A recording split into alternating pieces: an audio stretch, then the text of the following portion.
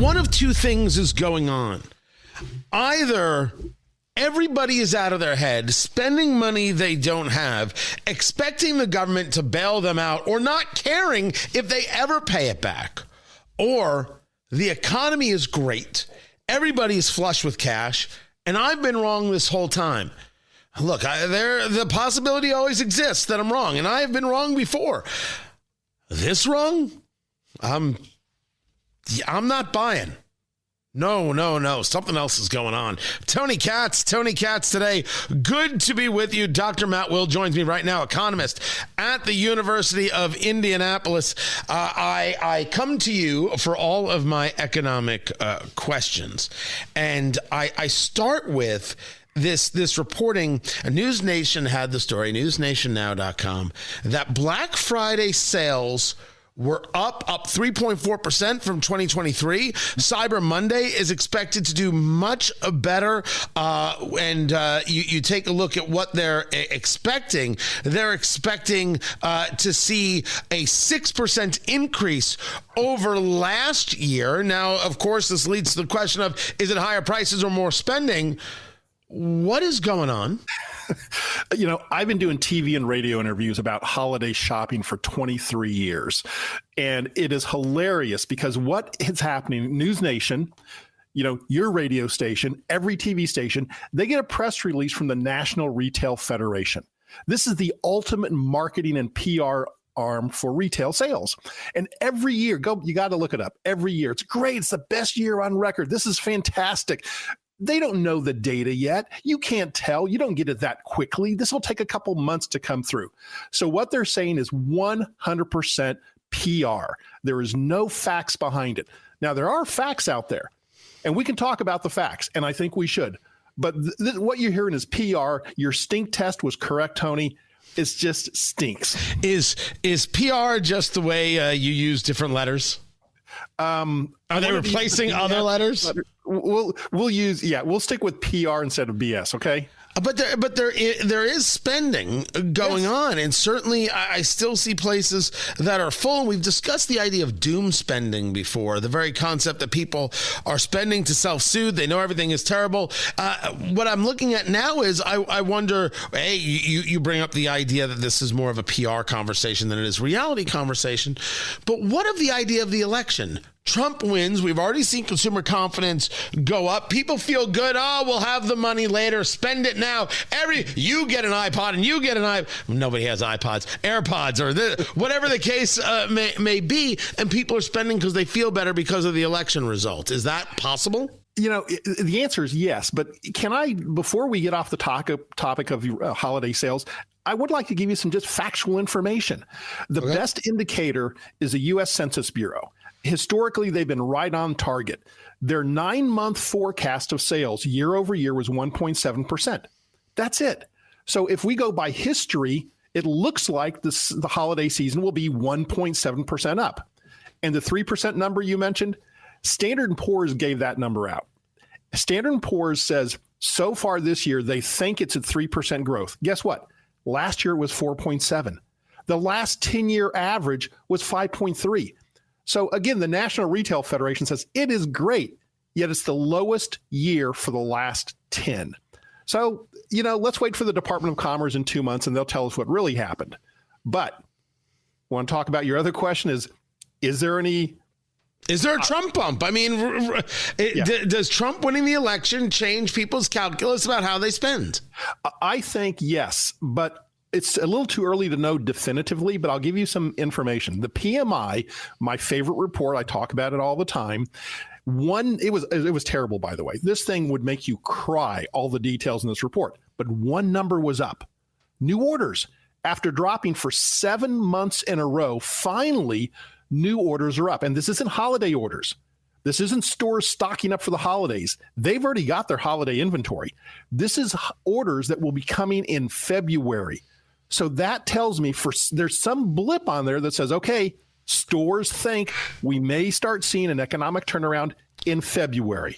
So let's dig in a little bit to this report that you're talking about, talking to Dr. Matt Will, economist at the University of Indianapolis. This is from the Institute for Supply Management, ISM, ismworld.org.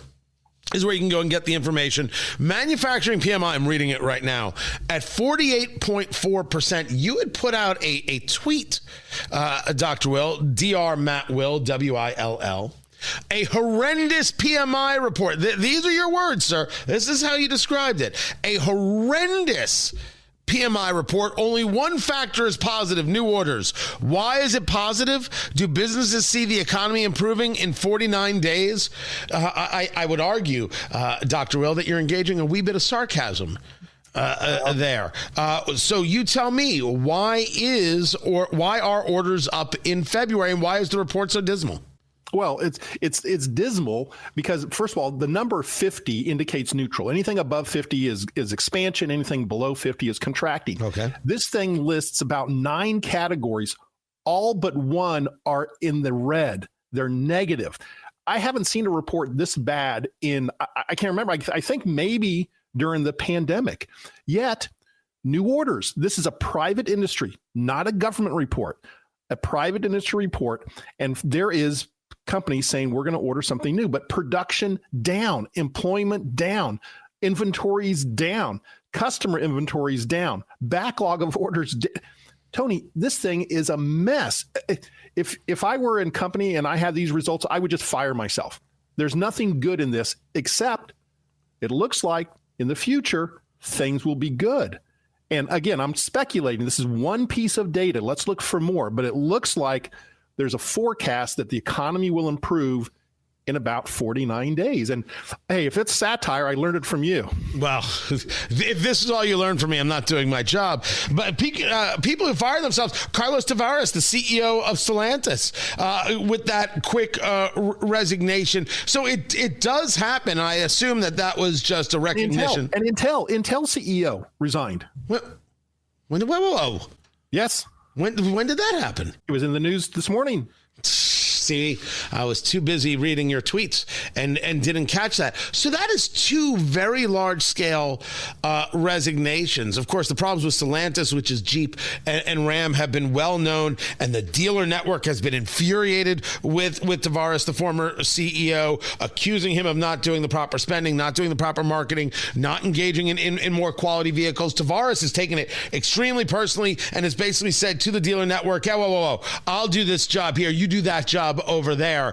And allegedly a disagreement with the board led to his resignation in 2024 instead of the end of his term, which was in mid-2026. So now you tell me about the Intel CEO. Is this an example of wrong leadership for the headwinds, or is this an example of we live in a give me results now world? No, this is a result of government subsidies. Intel was not required to innovate. Intel was not required to compete with NVIDIA because the government of the United States sent them billions and billions of dollars because they didn't have to change. So guess what? If I pay you not to change, Tony, you're not going to change. The private market capitalism is an amazing force for innovation, and Intel is now, I think, under the Trump administration, going to be forced to a reckoning. They're going to have to come to grips with competition and improve. You mentioned this, of course, regarding the CHIPS Act, which you are not a fan of, and the money that was given that was supposed to drive innovation. You say they were able to take that money, fire staff, be able to engage in more capital, but none of that would explain why Intel decided their CEO has to go. Well, because maybe the company won't be existing in its current form. I mean, there's rumors that they may be taken over by someone else. Can you imagine if a U.S. chip maker was bought out by a foreign competitor? I don't think that'd be allowed. And I mean, that this brings us to, U.S. Steel and Nippon Steel and this purchase, which you've had Republicans opposed to. You have Senator John Fetterman, a Pennsylvania progressive Democrat, opposed to. There is a national security conversation to be had here, but we'll save that for later. Go back to the economics here, which goes back to what you were discussing discussing, we got a little offshoot, which is fine, on this PMI report. One thing looks good. Everything else is down. The silver lining, as you see it, is that the future may look good. This brings us to the rate cut conversation. Jerome Powell wants Trump to go with him, keep interest rates where they are, to be able to actually beat this inflation that Joe Biden had no interest in beating. But you're already hearing from local feds that, hey, maybe we can cut just a little bit this time and see what happens. Trump is going to give massive pressure, no matter what Jerome Powell wants, to cuts. And he's going to want cuts in the 1%, 1.5% range here. What is the Fed going to do this time around? Are we going to see a cut? Of course we're going to see a cut because they've already told us they're going to do a cut. So they do what they say. But you got to love how they strategically use their surrogates to go out there and talk about the slowing cut and the reduced pace. Now, I know Trump's not going to be happy, and we all know what he's going to do. But that doesn't matter.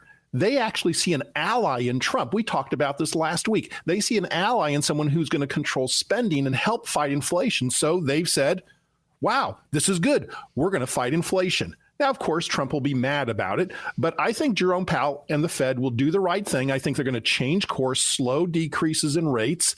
They're going to control inflation. And, a year and a half from now, we're going to be in pretty good economic shape. I'm very optimistic about what the future holds for the economy, provided the Doge Commission can actually do their job. You're talking about the cutting of government waste, the Department of Government Efficiency, which isn't a department. It's just a cutesy name, which we live in a trolling world. We really do. I like it. The Doge Commission. I love it. Oh, now it's French? Then it can't work. Italian. Oh, if we're talking about coffee and sports cars, sure. Then I'm okay. Dr. Matt Will, economist at the University of Indianapolis. I appreciate you taking the time to be with us. More is coming up. I'm Tony Katz. This is Tony Katz Today.